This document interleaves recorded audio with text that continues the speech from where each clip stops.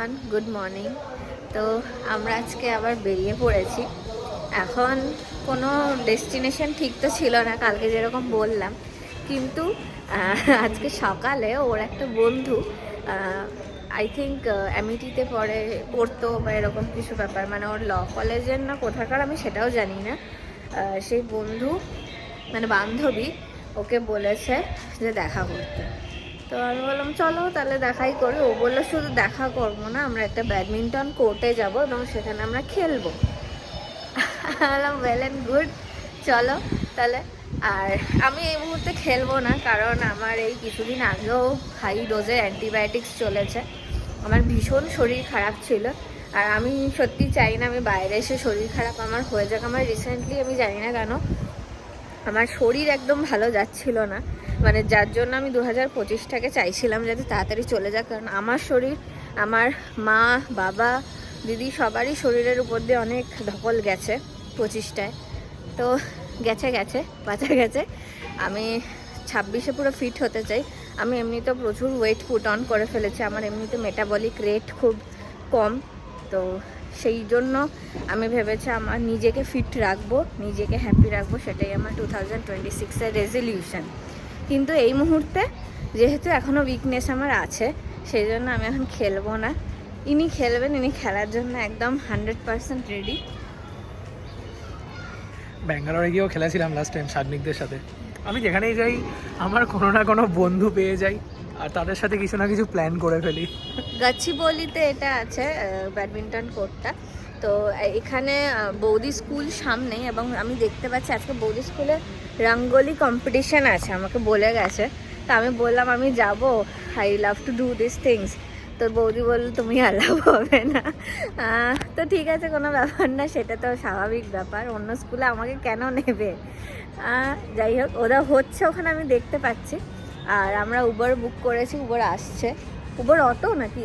Uber auto. তো আসুক, তো যাওয়া যাক ব্যাডমিন্টন কোর্টে। বাই দ্য ওয়ে, আমি মনে হয় না কোনোদিন ব্যাডমিন্টন কোর্টে আগে গেছি, ওই মাঠেই খেলেছি আমি। যদিও ব্যাডমিন্টন একটা ইনডোর গেম, বাট আমি আউটডোরে খেলেছি।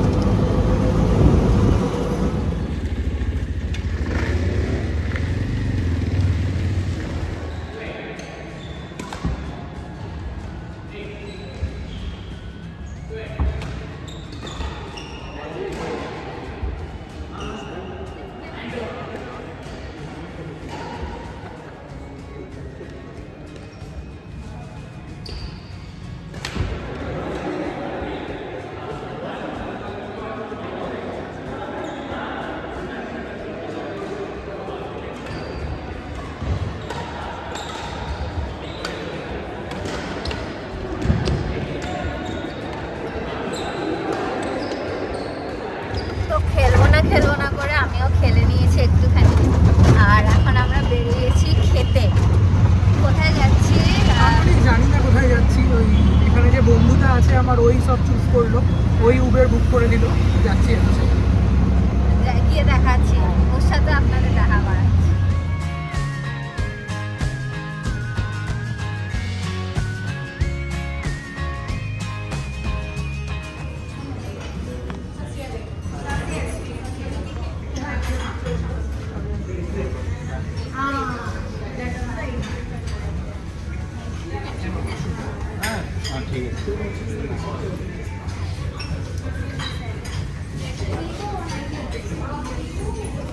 এই যে সৌমিতা, তোমার নামটা কি ভুলে গেছি? দেব। বাংলায়ও দেব আছে, ও হায়দ্রাবাদের দেব।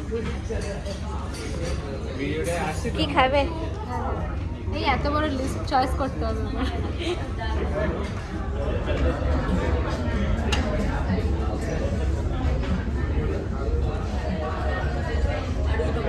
আমরা চেন্নাইতে গেছিলাম এবং চোখ দেখাতে গেছিলাম, একটা রেস্টুরেন্টে অদ্ভুত লেভেলের এমার্জেন্সি হবে।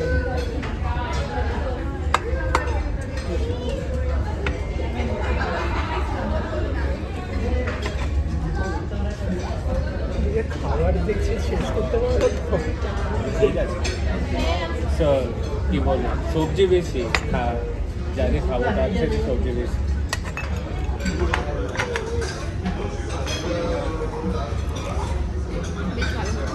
ভালো লাগে কিমাটা।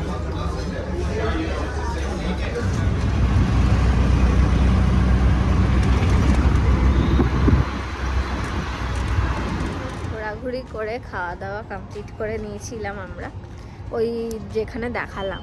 তো অনেকটা সময় হয়ে গেছিলো, আমরা গল্প টল্প করছিলাম। এখন আমরা চলে এসেছি যে কমপ্লেক্সে, আর এখন একটু বাড়ি যাব।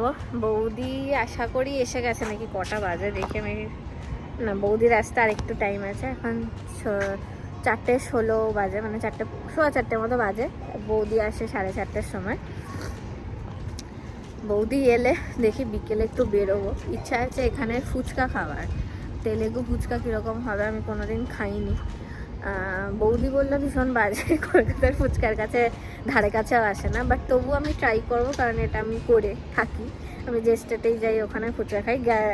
গেলবার যখন এসেছিলাম তখন আমার খাওয়া হয়নি, তো ইচ্ছা আছে খাওয়ার। দেখি যদি বেরোনো হয় তাহলে খাবো। আর দেখি এখনও কিছু প্ল্যান নেই, এলাম, দেখা যাক কী করা যায়। একটু রেস্ট নেবো ভাবছি, কিন্তু রেস্ট নেওয়ার মতো কিছু নেই, মানে অত তো ধকলও হয়নি, কিছুই হয়নি। ওই আর কি, মানে এখন একটু দাদা সোনার সাথে গল্প করবো, হয়তো কি করব জানি না, যাই দেখি।